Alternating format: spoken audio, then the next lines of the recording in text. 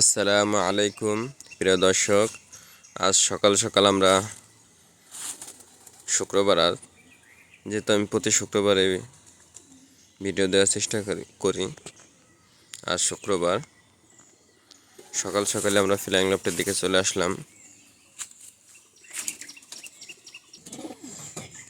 এক ভাই প্রশ্ন করছিল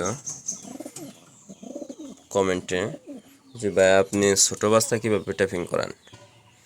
মূলত আমার ছোটো বাচ্চা ট্যাপিং করানোর নিয়মটা একটু ভিন্ন, কারণ আমি ছোটো বাচ্চা সর্বপ্রথম ফ্লাইংয়ে ছেড়ে দিই। যেমন এটা একদম জিরো পরে বাচ্চা গতকালকে ঢুকেছি লফটে, গতকালকে ঢুকানো হয়েছে। এটা ঢুকানো হয়েছে কয়েকদিন হয়েছে, তারপরে যে এটাও গতকালকে ঢুকানো হয়েছে।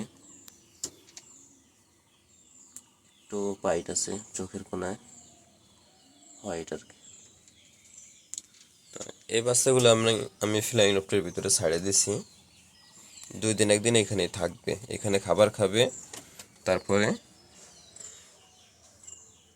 ও জানবে যে এখানে আমি খাবার পাই। পরবর্তীতে আমি সব কবুতরগুলো যখন ছাড়ে দেই, এই বড়োগুলা ফ্লাইংয়ে চলে যায়, তখন ওরা নিচ দিয়ে ঘোরাঘুরি করে বা বাইরে ঘোরে। পরে একাই এই ট্যাপিংয়ের উপর দিয়ে উঠে ভিতরে ট্যাপিং করে।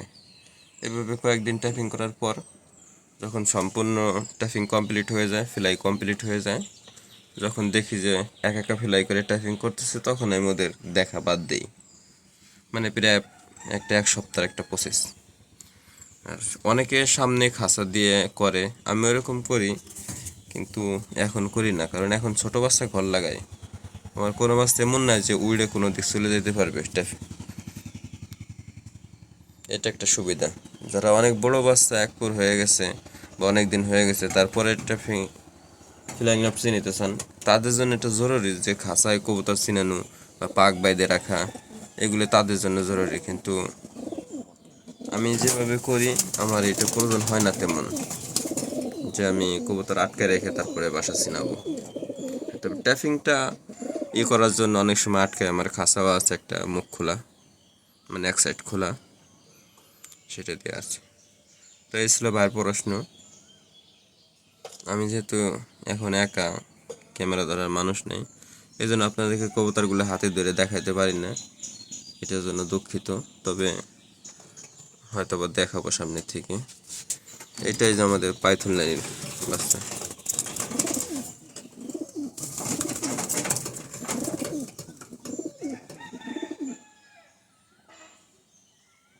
এটা জিরো ডায়মন্ড এবং সুপারম্যান দিয়ে করা বাচ্চা। যদি কবুতরটার গঠন অনেক সুন্দর, কিন্তু আর মা বাবার পেডিগ্রি নাই। এখন আমি বাচ্চাগুলো ছেড়ে দেব, ফ্লাই করবে, আপনারা দেখবেন।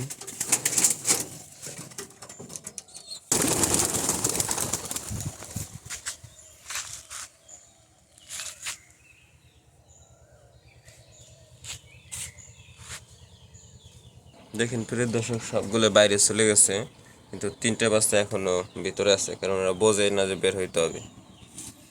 বাইরেগুলো দেখানোর চেষ্টা করি। প্রিয় দর্শক, দেখতেছেন অনেক দূরে।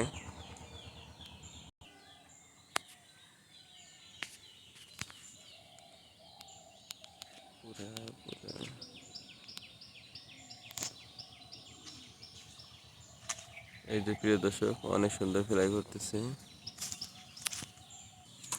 প্রিয় দর্শক, ছোট বাচ্চাগুলো মূলত আমি এইভাবে ট্যাপিং করানোর চেষ্টা করি। এভাবে রায় খেতে, ওই যে দেখুন, একবার চাইতেছে ট্যাপিং করবে, আবার চাইতেছে উড়ে যাবে, কি করবে বুঝতেছে না। যেহেতু বয়সটা অনেক কম, ছোট বাচ্চা, এই জন্য সমস্যা হবে না হারানোর। ও একটু একটু উড়া শিখছে, এ চাল থেকে ওই চালে যাইতে পারে। হয়তোবা ওর সাথী পাইলে ও সেম বয়সের, তো ফ্লাইও একটু করতো, অসুবিধা নেই, একটু পরে করবে।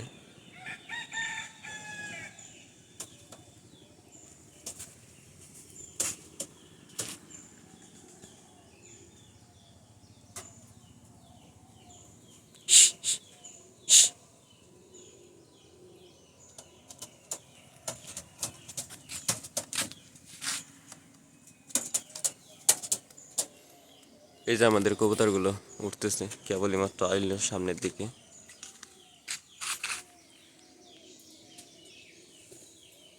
আর একটা দেখুন এই যে ফ্লাই করতেছে অল্প অল্প। গাছে বসে না, কি করলো শিট।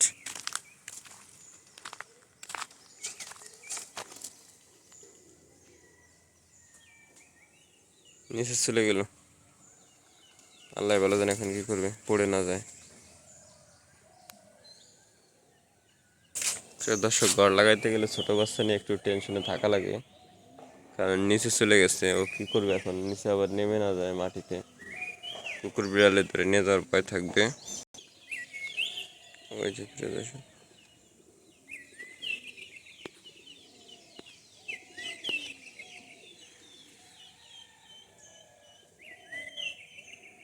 প্রিয় দর্শক উড়ে আবার চালের উপর আসতেছে, কিন্তু জমিং ছিল এই জন্য দেখাইতে কষ্ট হইল।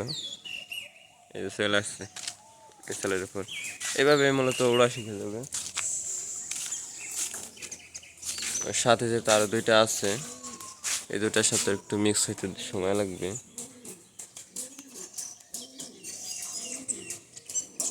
এই যে তিনটা আবার এক জায়গায় হয়ে গেছে একাকাই।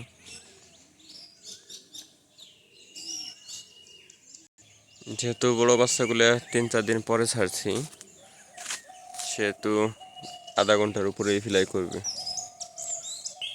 ফ্লাইং ল্যাপটপ ভিডিওটা এই পর্যন্তই ছিল। আপনারা সবাই আমার কবুতরগুলোর জন্য দোয়া করবেন, আল্লাহ যেন রেসে সফল করে এবং শেষ পর্যন্ত ওদেরকে ভালো ভালোয় রাখে। আল্লাহ হাফেজ।